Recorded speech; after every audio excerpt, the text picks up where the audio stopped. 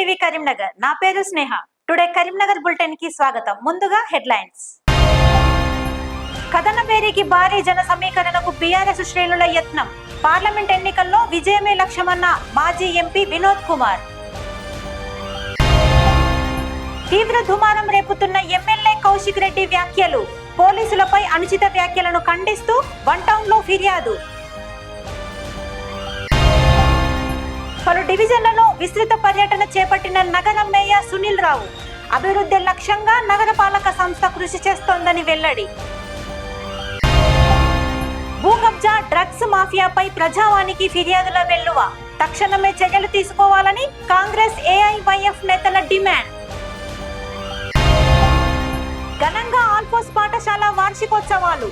హాజరైన పద్మశ్రీ అవార్డు గ్రహీత చింతకింది మల్లేశం.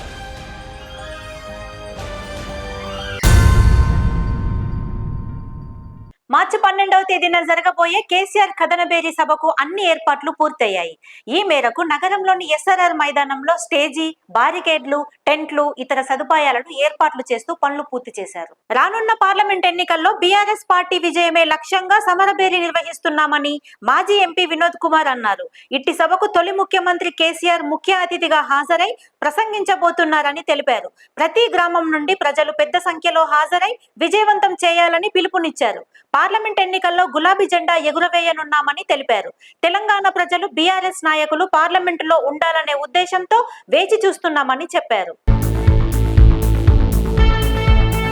కరీంనగర్ నగరంలో ఎస్ఆర్ఆర్ కళాశాల మైదానంలో పట బీఆర్ఎస్ పార్టీ సమరబేరిపేట గొప్ప బహిరంగ సభ ఏర్పాటు చేయడం జరిగింది. ఈ సభలో మరి తెలంగాణ ఉద్యమ నేత, తెలంగాణ రాష్ట్రాన్ని సాధించిన నేత, తెలంగాణ రాష్ట్ర తొలి ముఖ్యమంత్రి కల్వకుంట్ల చంద్రశేఖరరావు గారు ప్రసంగించబోతున్నారు. ఈ సభలో మరి 1,00,000 మంది రావడానికి సిద్ధమవుతున్నారు. కరీంనగర్ పార్లమెంట్ నియోజకవర్గంలో ప్రతి గ్రామం నుండి పార్టీ కార్యకర్తలు, ప్రజలు పెద్ద సంఖ్యలో హాజరై ఈ సభ ద్వారా పార్లమెంట్ ఎన్నికల్లో మరి బీఆర్ఎస్ పార్టీ గులాబీ జెండా నాయకులు పార్లమెంట్లో ఉండాలి, తెలంగాణ ప్రజల సమస్యల పట్ల, తెలంగాణ రాష్ట్ర అభివృద్ధి పట్ల, తెలంగాణ సంక్షేమం కోసము మరి పార్లమెంట్లో గొంతు ఉండాలి. కాబట్టి బీఆర్ఎస్ పార్టీ నాయకుల్ని పెద్ద ఎత్తున మంచి మెజారిటీతో గెలిపించాలని చెప్పి కేసీఆర్ గారు మాట్లాడబోతున్నారు. హుజరాబాద్ ఎమ్మెల్యే కౌశిక్ రెడ్డిపై కరీంనగర్ లో కేసు నమోదైంది. ఇటీవల కేసీఆర్ కదనబేరి సభకు సంబంధించిన సన్నాహక సమావేశంలో కౌశిక్ రెడ్డి పోలీసులపై అనుచిత వ్యాఖ్యలు చేశారు. ఈ మేరకు కరీంనగర్ వన్ టౌన్ ఇన్స్పెక్టర్ సరిలాల్కు ఆశీష్ గౌడ్, పురుషోత్తం ఫిర్యాదు చేశారు. సిఐ సరిలాల్కు వినతి పత్రం అందజేశారు. ఎమ్మెల్యే పాడి కౌశిక్ రెడ్డి పోలీసులను ఉద్దేశించి చేసిన వ్యాఖ్యలు తమను బాధించాయన్నారు. కార్యకర్తలపై పోలీసులు అక్రమంగా కేసులు బనాయిస్తున్నారంటూ, అధికారంలోకి రాగానే వడ్డీతో సహా వసూలు చేస్తామంటూ వ్యాఖ్యలు చేశారని సిఐ సరిలాల్ అన్నారు. ఫిర్యాదు మేరకు కేసు నమోదు చేసి దర్యాప్తు చేస్తున్నామని తెలిపారు.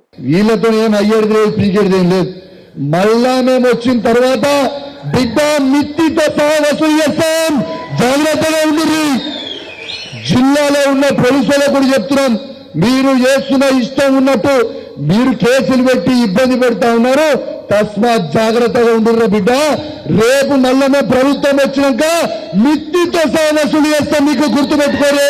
మొన్న జరిగినటువంటి బీఆర్ఎస్ కార్యవర్గ సమావేశంలో 7వ తారీఖు ప్రతిభా మల్టీప్లెక్స్లో గౌరవ కేటీఆర్ గారు, అదేవిధంగా గౌరవ హుజరాబాద్ ఎమ్మెల్యే పాడి కౌశిక్ రెడ్డి గారు పాల్గొని అందులో పోలీసులను ఉద్దేశించి ఎమ్మెల్యే గారు అనుచిత వ్యాఖ్యలు చేస్తూ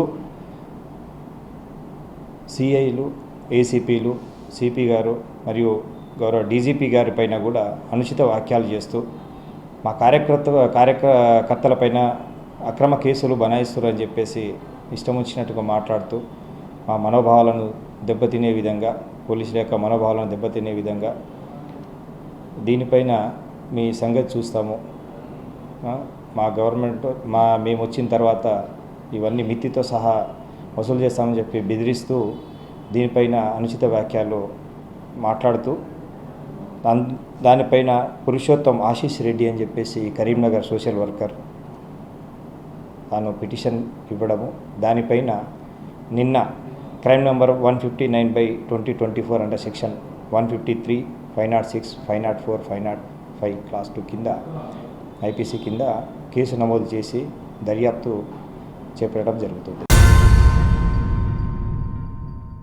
బీఆర్ఎస్ సభలకు కరీంనగర్ జిల్లా సెంటిమెంట్ గా వేదిక అవుతుందని ఎమ్మెల్యే గంగుల కమలాకర్ అన్నారు. నగరంలోని ఎమ్మెల్యే నివాసంలో మాజీ ఎంపీ వినోద్ కుమార్ తో కలిసి ఆయన మీడియాతో మాట్లాడారు. కరీంనగర్ కథనబేరి పేరిట మార్చి 12వ తేదీన భారీ సభను ఏర్పాటు చేశామని తెలిపారు. ఎన్నికల శంఖారావాన్ని పూరించేందుకు మాజీ సీఎం కేసీఆర్ హాజరు కానున్నారని చెప్పారు.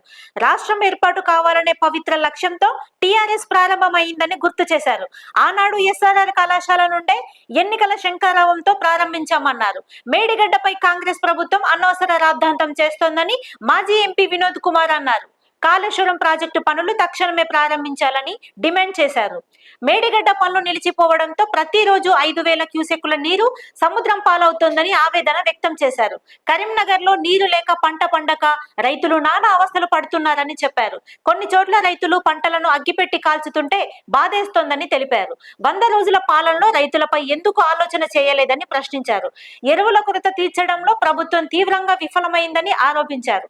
పార్లమెంటులో తెలంగాణ గొంతు ఉండాలంటే బీఆర్ఎస్ గెలుపు ఖచ్చితమన్నారు. సిరిసిల్ల, వేములవాడ, చొప్పదండి, కరీంనగర్, మానకొండూరు, హుస్నాబాద్ నుండి భారీగా కార్యకర్తలు, అభిమానులు కదలి రావాలని పిలుపునిచ్చారు. ఈ సమావేశంలో మాజీ ఎంపీ వినోద్ కుమార్ తో పాటు ఎమ్మెల్యే గంగుల కమలాకర్, మేయర్ సునీల్ రావు, జిల్లా బీఆర్ఎస్ అధ్యక్షులు జీవి రామకృష్ణారావు, నగర బీఆర్ఎస్ అధ్యక్షులు చల్లా హరిశంకర్, బీఆర్ఎస్ నాయకులు, కార్యకర్తలు తదితరులు పాల్గొన్నారు. రేపు సాయంత్రం 5 గంటలకు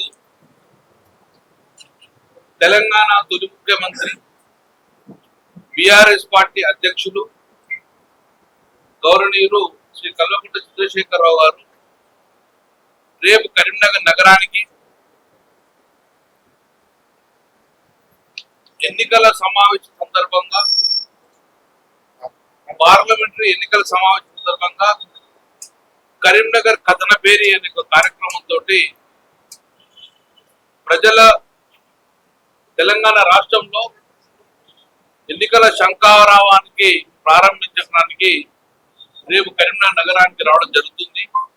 పార్టీ నాయకులు, పార్టీ కార్యకర్తలు, బీఆర్ఎస్ పార్టీ అభిమానులు అందరూ కూడా రేపు 4 గంటల వరకు ఎస్ఆర్ఆర్ కళాశాల ప్రాంగణంలోకి వచ్చి ఈ సభను విజయవంతం చేయాలని చెప్పేసి పోరాటం కోసము, పిలుపునివ్వడం కోసము ఈరోజు సమావేశం ఏర్పాటు చేయడం జరిగింది. తెలంగాణ రాష్ట్రం ఏర్పాటు కావాలని ఒక పవిత్ర లక్ష్యంతో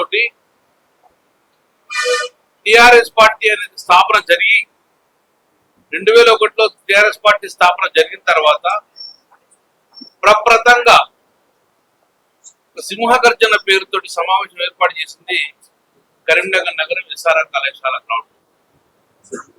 దాని తర్వాత టిఆర్ఎస్ పార్టీ స్థాపన, తెలంగాణ రాష్ట్రం ఏర్పాటుకు మార్గం సుగమమైంది కాబట్టి ఎస్ఆర్ఆర్ కళాశాల కరీంనగర్ నుంచే ప్రారంభం జరిగింది.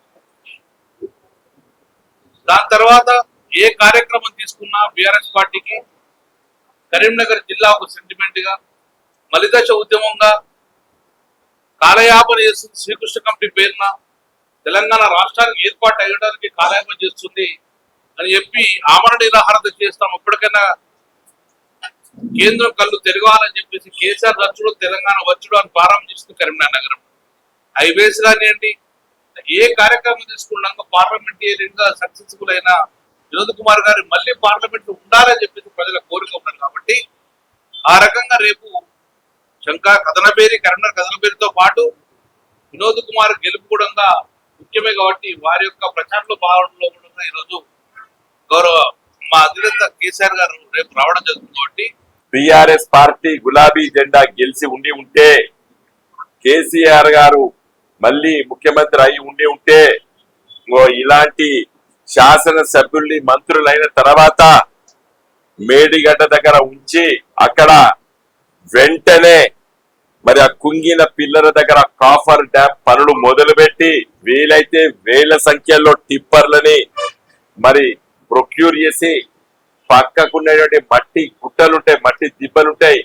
వెంటనే మట్టిని తరలించి ఆ 3 పిల్లర్ల చుట్టూ ఒక కాఫర్ డ్యామ్ కట్టి గేట్లు మూసేసి మేడిగడ్డలో రోజు 5,000 క్యూసెక్ల నీళ్లు సముద్ర పాలవుతుంది. అంటే 90 రోజుల పట దాదాపు 45 టీఎంసీల నీళ్లు సముద్ర పాలైంది.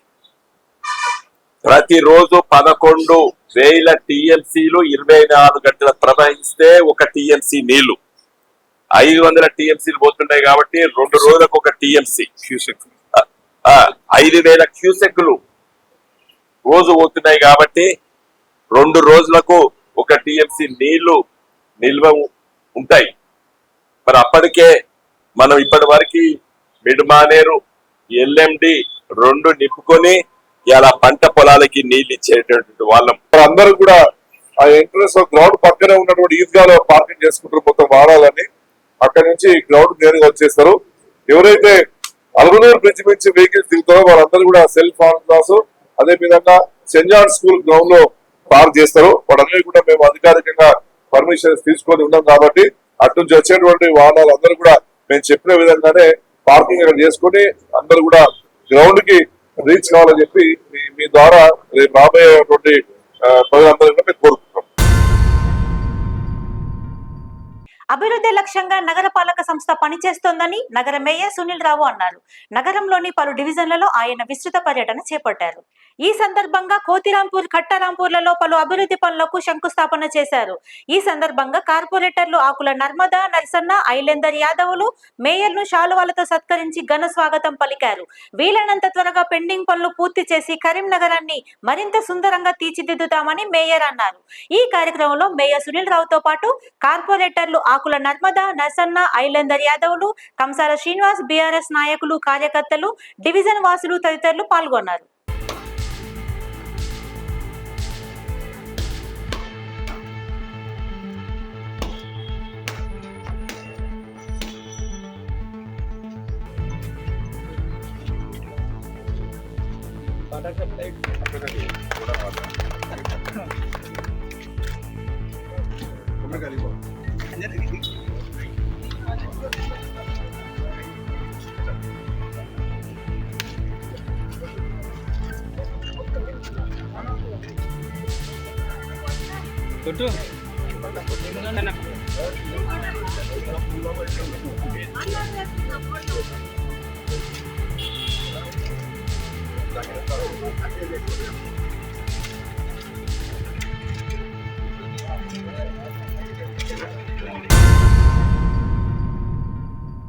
కరీంనగర్ లో డ్రగ్స్ మాఫియా భూకబ్జాలను అరికట్టాలంటూ పలువురు నాయకులు డిమాండ్ చేశారు.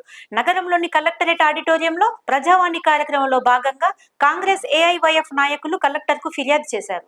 కమాన్పూర్ గ్రామంలో అప్పటి కాంగ్రెస్ ప్రభుత్వ హయాంలో ఎంఎస్ఆర్ పేదలకు ఇళ్ల పట్టాలను అందించారని కాంగ్రెస్ నేత రెహమాన్ అన్నారు.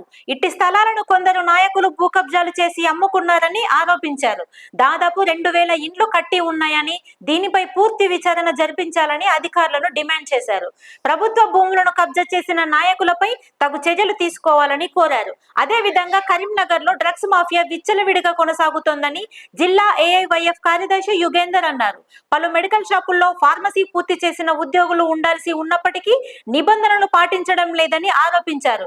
ఎంఆర్పి ధరల కంటే అధికంగా అమ్ముతున్నారని, ఇలాంటి మెడికల్ షాపులను డ్రగ్స్ ఇన్స్పెక్టర్ తనిఖీ చేయాలని డిమాండ్ చేశారు. ప్రజల ప్రాణాలతో చెలగాటమాడుతున్న డ్రగ్స్ మాఫియాను అరికట్టాలని కోరారు. ఈ కార్యక్రమంలో జిల్లా కలెక్టర్ పమేలా సత్పతితో అదనపు కలెక్టర్లు ప్రఫుల్ దేశాయ్, లక్ష్మీ కిరణ్, కాంగ్రెస్ నేత అబ్దుల్ రెహమాన్, జిల్లా ఏఐవైఎఫ్ కార్యదర్శి యుగేందర్, అధికారులు తదితరులు పాల్గొన్నారు.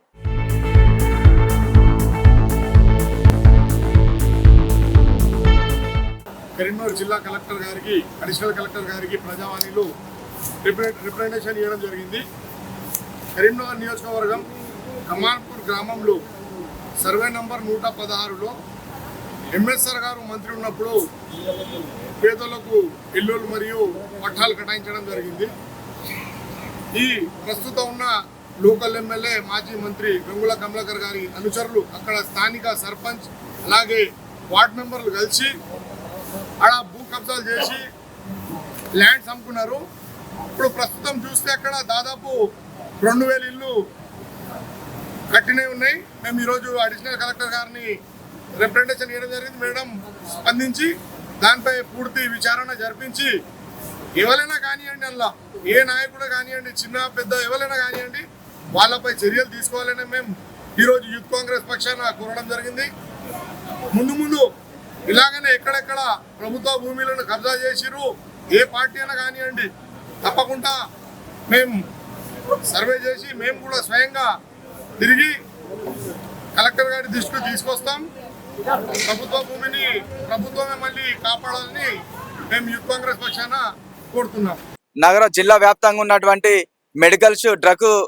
డ్రగ్స్ అమ్ముతున్నటువంటి మెడికల్ షాపులు వెంటనే తనిఖీలు చేయాలి. ఉన్నటువంటి ఏదైతే కిరాణా షాపుల మాదిరిగా గల్లీకో మెడికల్ షాప్ అయితే ఉన్నది, కనీసం వాటిని అమ్మాలన్నా కూడా కనీసం అది ఆ ఫార్మసీ చేసినటువంటి సర్టిఫికెట్ ఉండాలి. కానీ ఆ సర్టిఫికెట్ లేకుండా విచ్చలవిడిగా మెడికల్ షాపులు ఓపెన్ చేస్తూ విద్యార్థులు లేకున్నటువంటి వాళ్ళతోటి నడిపియడం సిగ్గుచేటు. కరీంనగర్లో ఉన్నటువంటి మెడికల్ షాపులను వెంటనే తనిఖీలు చేయాలని చెప్పి ఎంఆర్పి కంటే ఉన్నటువంటి ఎంఆర్పి కంటే ఎక్కువ రేట్లు అమ్ముతా ఉన్నటువంటి మెడికల్ షాపులు పెద్ద మెగా షోరూమ్ లాగా పెట్టి అమ్ముతా ఉన్నారు.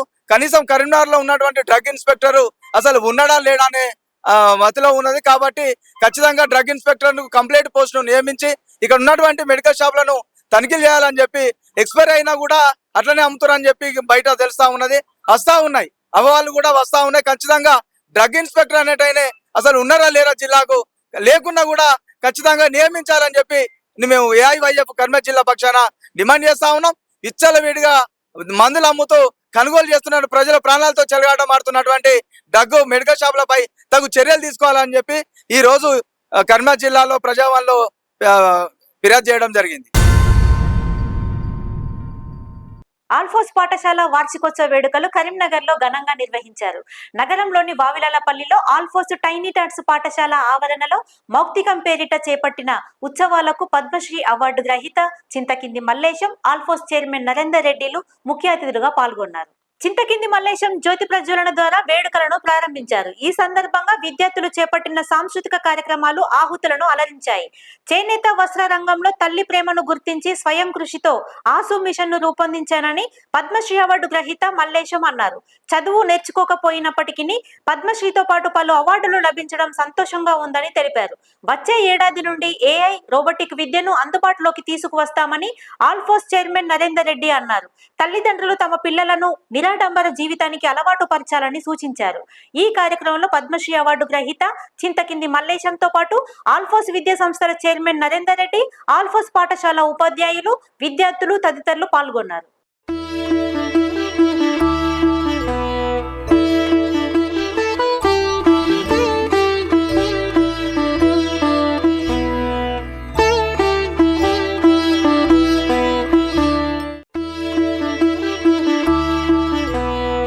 మన ఆల్ఫోర్స్ గ్రాండ్ టెస్ట్లు కండక్ట్ చేశాం, రెమెడియల్ క్లాసులు ఇలా చేశాం, పిల్లల్ని మరి సేవా దృక్పథంగా ఎలా టర్న్ చేయడం, డివోషనల్గా ఎలా కన్వర్ట్ చేయడం, ఇవన్నీ కూడా చాలా చక్కగా వివరించి ఉన్నారు.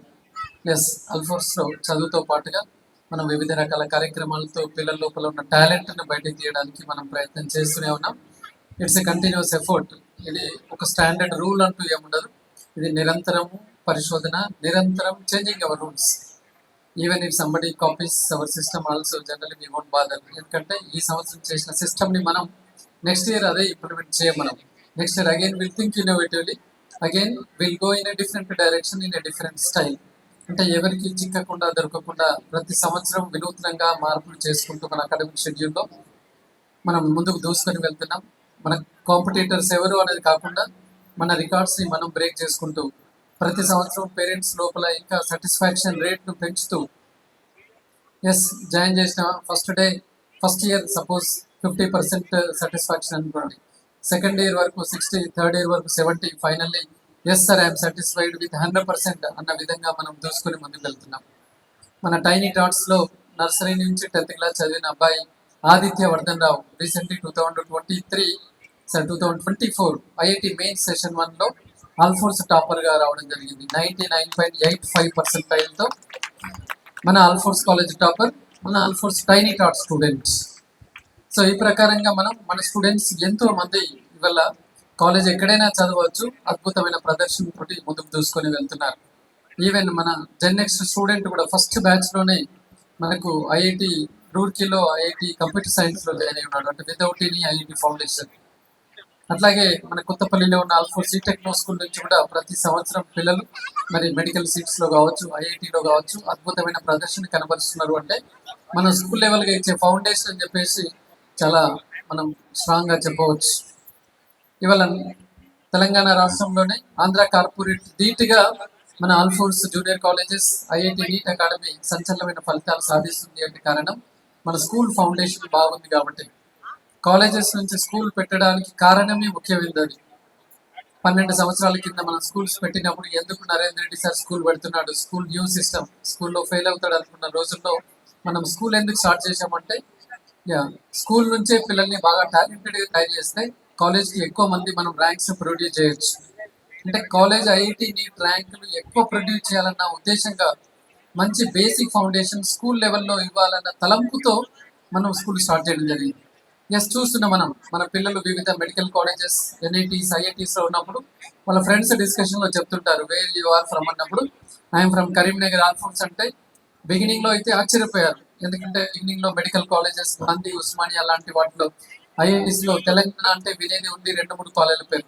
అటువంటిది వీఆర్ ఫ్రమ్ కరీంనగర్ ఆల్ఫోన్స్ అంటే రియల్లీ సర్ప్రైజ్ అయ్యి వాళ్ళ బంధువులకు ఫోన్ చేసి చెప్పారు, మమ్మీ మన తమ్ముడిని నువ్వు అక్కడే స్కూల్లో జాయిన్ చేయి, నేను చూశాను ఆ స్కూల్లో చదివిన వాళ్ళు ఇలా అయ్యారని చెప్పేసి. అందుకే మన స్కూల్స్ కి వాళ్ళంత క్రేజీ ఉంది. నా పేరు చింతకింది మల్లేశం.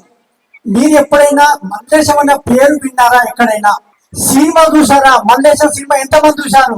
ఇక్కడ కరీంనగర్ లోనే 15 రోజులు ఆడింది ఆ సినిమా. ఆ సినిమా ప్రమోషన్ కోసం కూడా నేను మా టీం అందరం కలిసి ఇక్కడికి వచ్చి ఆ సినిమా ప్రమోషన్ చేసుకున్నాము.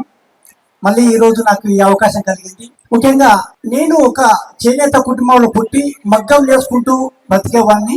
నా చదువు వచ్చి 6వ తరగతి చదివాను. 6వ తరగతి తర్వాత మా తల్లిదండ్రులు ఏం చేశారంటే, నాయన మనం బతకలేము, ఇక నువ్వు కూడా చదువు మానేసి మగ్గం నేలా అని చెప్పారు. వారి మాటలకు ఎదురు చెప్పలేక చిన్నతనం కాబట్టి సరే అని చెప్పి నేను చదువు మానేసి మగ్గం నేయడం నేర్చుకున్నాను. మీ అందరికీ పోచంపల్లి పట్టు చీరలు అంటే తెలుసు కదా. ఆ చీరలకు డిజైన్ రావడానికి మా ఇంట్లో ఉన్న ఆడవాళ్ళందరూ ఒక 13 కిలోమీటర్ల పొడవున్న ఒక దారాన్ని తీసుకొని ఇలా చుట్టాలన్నమాట. దాన్ని ఆసుబోయడం అంటారు. అది దాదాపుగా 5 గంటల సమయం పడుతుంది ఒక చీరకు దారం చుట్టడానికి. నేను మొగ్గలు చేస్తున్నప్పుడు మా అమ్మ ఇలా పోసి ఆమె చెయ్యి బోన్స్ అన్ని అరిగిపోయినాయి. అరే ఇక నేను పోయలేను, నువ్వు ఈ మొగ్గం పని మానేసి వేరే పనికి వెళ్ళిపోయి ఏదైనా చేసుకొని పోయి బతుకుపోరా అన్నది. అమ్మ నన్ను ఏం చదివేయబోతుంది, నేను ఎక్కడ పోయి ఏం పని చేయాలి అంటే, లేదా నేను చేయలేను అన్నది. ఇప్పుడు ఇక్కడ సమస్య ఏముందంటే, ఈ పోయడం మాత్రమే మనకు సమస్య కదా, మిగతా పనులు ఎక్కడ సమస్య లేదు కదా అంటే, అవునా నేను చేయలేను, నేను పోయలేను అన్నది. అప్పుడు నాకు ఒక ఆలోచన కలిగిందన్నమాట. అట్లా ఒక 5 భాగాలుగా విభజించుకుంటే ఒక్కొక్క భాగాన్ని ఒక్కొక్క సంవత్సరం చొప్పున ఆ మిషన్ చేయడానికి దాదాపుగా 7 సంవత్సరాలు కష్టపడ్డాం. 7 సంవత్సరాలు కష్టపడి ఒక యంత్రాన్ని తయారు చేసి మా తల్లిదండ్రులకు, మా సమాజం, నేత సమాజం అందరికి చూపిస్తే అందరి ప్రతి కుటుంబంలో ఇది అక్క కానీ, అమ్మ కానీ, చెల్లె కానీ ఎవరో ఒకరు ఆ పని చేయవలసిందే.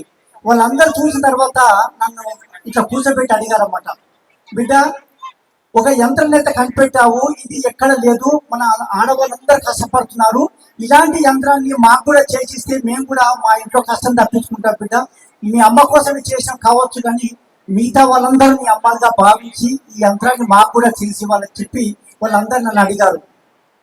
అప్పుడు నాకు కూడా మనసు మారింది, కరెక్టే కదా, ఎవరింట్లైనా కూడా ఇదే పని ఉంది, ఈ యొక్క మిషన్ అయితే వచ్చింది, దీన్ని ఎన్ని రకాలుగా ఎన్నెన్ని చేయొచ్చు కదా అని చెప్పేసి నేను ఒక చిన్న వర్క్షాప్ పెట్టుకొని దాదాపుగా ఇప్పటి వరకు 2500 ఆసు యంత్రాలు చేపించి పోచంపల్లి చేనేత కుటుంబాల్లో ఏ ఒక్క ఇంట్లో కూడా చేతితో పని లేకుండా చేయగలిగాను. గృహజ్యోతి పథకం ద్వారా లబ్ధి పొందని వినియోగదారులు ఆందోళన చెందకూడదని నగర కాంగ్రెస్ అధ్యక్షులు కోమటిరెడ్డి నరేందర్ రెడ్డి అన్నారు. కరీంనగర్ లోని విద్యుత్ భవన్ లో విద్యుత్ అధికారులను ఆయన కలిశారు. విద్యుత్ కేంద్రాలలో దరఖాస్తులను స్వీకరించేలా అధికారులు చర్యలు తీసుకోవాలని సూచించారు. ఈ సందర్భంగా వినియోగదారుల అనుమానాలను నివృత్తి చేశారు. అర్హులైన 200 యూనిట్ల లోపు వినియోగదారులు మార్చి నెల బిల్లు వచ్చినా కూడా ఆందోళన చెందవద్దని తెలిపారు. కరీంనగర్లోని 7 విద్యుత్ సెంటర్లలో దరఖాస్తు చేసుకోవచ్చని నరేందర్ రెడ్డి తెలిపారు. ఈ కార్యక్రమంలో నరేందర్ రెడ్డితో పాటు కాంగ్రెస్ నాయకులు, కార్యకర్తలు తదితరులు పాల్గొన్నారు. విద్యుత్ వినియోగదారులకు సంబంధించి ప్రభుత్వం ప్రతిష్టాత్మకంగా తీసుకున్నటువంటి 6 గ్యారంటీల్లో భాగంగా జీరో బిల్స్ సంబంధించి ఎవరు కూడా ఆందోళన చెందాల్సిన అవసరం లేదు. మార్చి నెల ప్రజాపాలనలో దరఖాస్తు చేసుకుని వారికి కూడా చేసుకున్న వారు కొంతమంది, చేసుకున్న వారికి కూడా మార్చి నెల బిల్లు రావడం జరిగింది. ఆ బిల్లును మరి కొత్త దరఖాస్తు ద్వారా తిరిగి అర్హులైన వైట్ రేషన్ కార్డు ఉండి 200 యూనిట్ల లోపల యావరేజ్ బిల్లు తిరిగి దరఖాస్తు చేసుకోవచ్చు. ఆ దరఖాస్తు చేసుకున్నటువంటి వాళ్ళందరికీ కూడా రివైజ్డ్ బిల్లు మళ్ళీ విద్యుత్ శాఖ అందిస్తుంది. కాబట్టి ఎవ్వరు కూడా ఆందోళన చెందాల్సిన అవసరం లేదు. ఎవరు కూడా మార్చి నెల బిల్లు కట్టాల్సినటువంటి అవసరం లేదు. ముఖ్యంగా మున్సిపల్ ఆఫీస్కు సంబంధించినటువంటి సెంటర్కు మాత్రమే చాలామంది వినియోగదారులు వస్తూ ఉన్నారు. అక్కడ పెద్ద ఎత్తున ప్రజలు రావడం వల్ల ప్రజలకు కూడా ఇబ్బంది జరుగుతూ ఉంది. కాబట్టి కరీంనగర్లో ఇంకా 7 సెంటర్లు ఉన్నాయి, మొత్తం 8 సెంటర్లు ఉన్నాయి. ఎక్కడికి వెళ్ళినా కూడా మీరు దరఖాస్తును అప్డేట్ చేసుకోవచ్చు.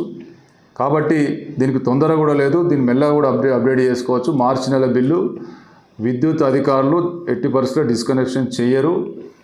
ఆ మార్చి నెల బిల్లుకు సంబంధించి అర్హులైన ఎవరైతున్నారో వాళ్ళు అప్డేట్ చేసుకుంటే రివైజ్డ్ బిల్ వస్తుంది. కాబట్టి రివైజ్డ్ జీరో బిల్ వస్తుంది. కాబట్టి ఎవరు కూడా ఆందోళన చెందాల్సిన అవసరం లేదు. దీనికి ఒక సమయం కూడా ఇంత తొందర లేదు. కాబట్టి మీరు ఎవరు కూడా ఆందోళన చెందకుండా దరఖాస్తు సెంటర్లలో మరి మీ అర్హులు ఎవరైతే ఉన్నారో మీ ration card, white ration card కానీ యావరేజ్ బిల్ 200 యూనిట్ల లోపల ఉన్న వాళ్ళందరూ కూడా దరఖాస్తు చేసుకోండి.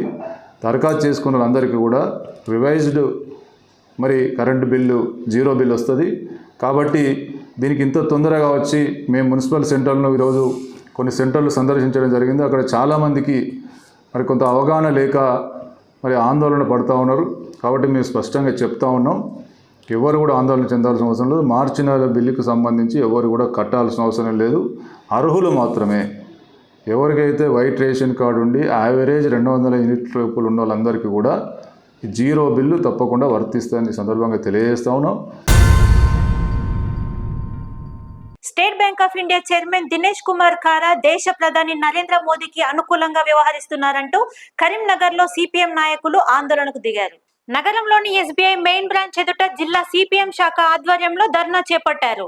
గత 4 ఏళ్లలో అమ్మిన ఎన్నికల బాండ్లు విక్రయించిన వారి పూర్తి సమాచారాన్ని ఎన్నికల సంఘానికి మార్చి 6 లోపు ఇవ్వాల్సి ఉందని చెప్పారు. సుప్రీంకోర్టు ఎస్బీఐని ఆదేశించినప్పటికీ ఎస్బీఐ చైర్మన్ వివరాలు అందించడం లేదని తెలిపారు.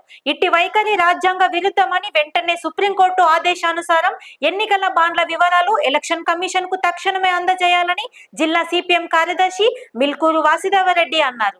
ఎస్బీఐ చైర్మన్ ను సస్పెండ్ చేసి అరెస్టు చేయాలని డిమాండ్ చేశారు. సుప్రీం తీర్పు మేరకు వివరాలు వెంటనే భారత ఎన్నికల కమిషన్ కు అందించాలని కోరారు. ఈ కార్యక్రమంలో వాసుదేవరెడ్డితో పాటు జిల్లా సిపిఎం నేతలు గిట్ల ముకుందరెడ్డి, వర్ణ వెంకటరెడ్డి, గుడికందుల సత్యం, నాయకులు, కార్యకర్తలు తదితరులు పాల్గొన్నారు.